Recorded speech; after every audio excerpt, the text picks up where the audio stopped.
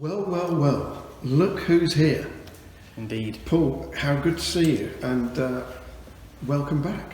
Thanks. Happy to be back.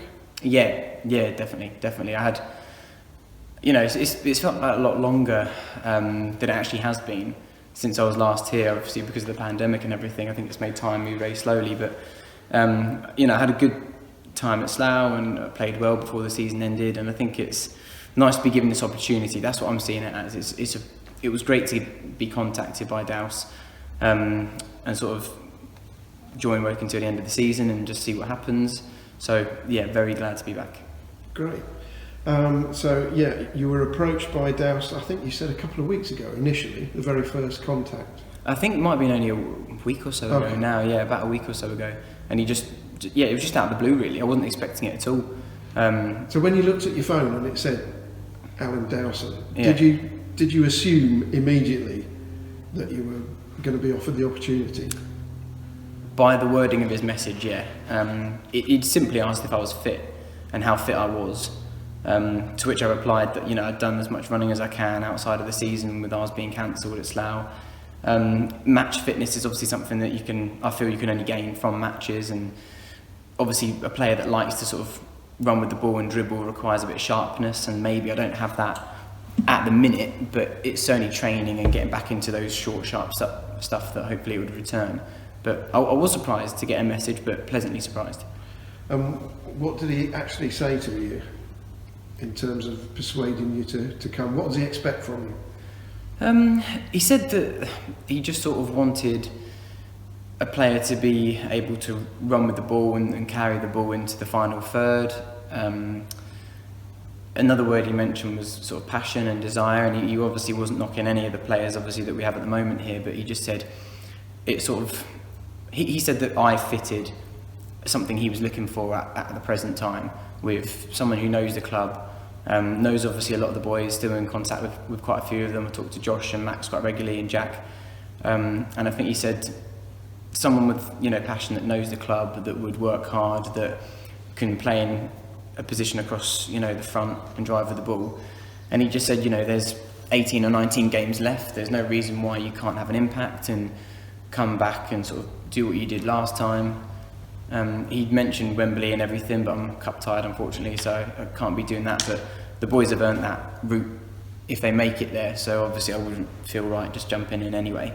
But yeah, it didn't take a great deal of persuasion, I must admit. So at the moment you've basically not been playing at all for the last few weeks? Yeah, I think a few months actually. I don't know the exact sort of timing, but the season at Slough was cancelled I think a few months back at least. So like I said just now, I've just been out running, trying to keep fit that way, obviously eating well and things like that, and you can only do so much when the gyms aren't open and things like that, and I tend to like to go to the gym to do things like that rather than be able to do it at home. But I'm not in bad shape at all. I just need to get a bit of sharpness back, like I said. Some game time. Yeah.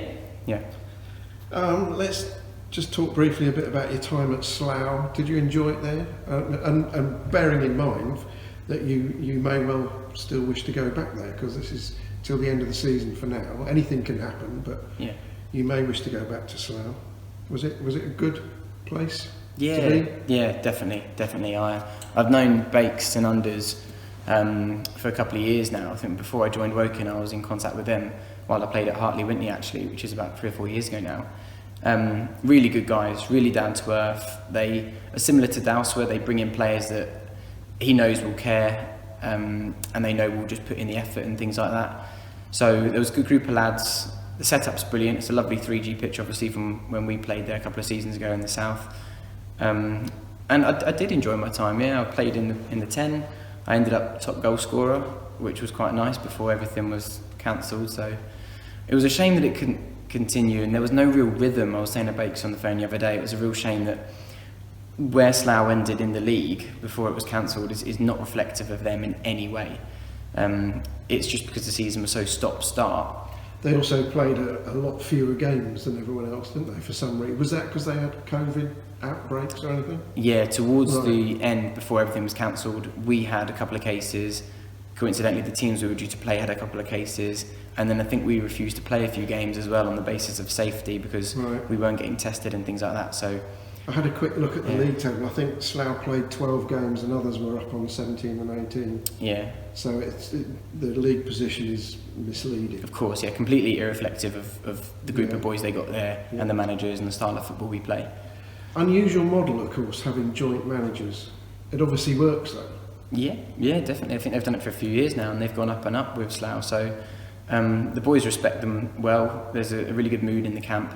And it's almost the cliche of why fix it if it's not broken. You know, they're doing well. So yeah, the good guys, and I did enjoy my time down there. Good, okay. It's been a funny old year, obviously, for everyone. What's it been like for a teacher?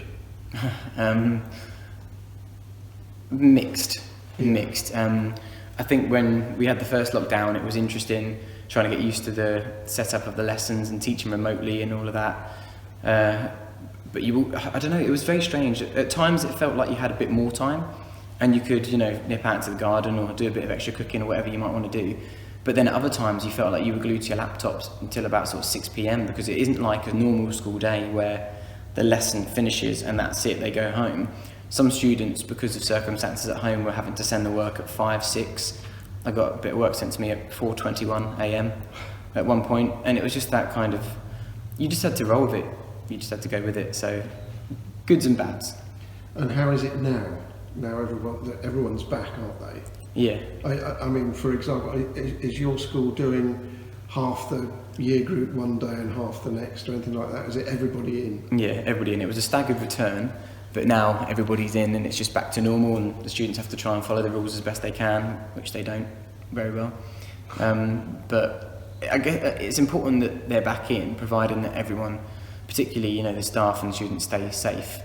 So, we've got a week or so now until Easter holidays kick in. So I think the government are trying to see these 3 weeks we've been back as a mini trial to see if it's working or not. So I think there'll be some more information that comes out over these holidays about schools. Right. Which will be fun. Yeah, or not. Okay, well, I had down fitness next, but you've talked a bit about that already, so we'll move on from there. And just to finish off, Douse, I'm sure will be looking forward to you making those trademark runs from midfield. And the other thing is that the number of penalties we've been awarded has dropped considerably since you left. So maybe that could go back up again as well. Yeah, I don't know if that's a good stat or a bad stat. I don't know what it says about me, but yeah, exactly what he said on the phone as well. I think he just said that there was times in recent games where he was almost looking at the play and maybe needed someone to just carry the ball.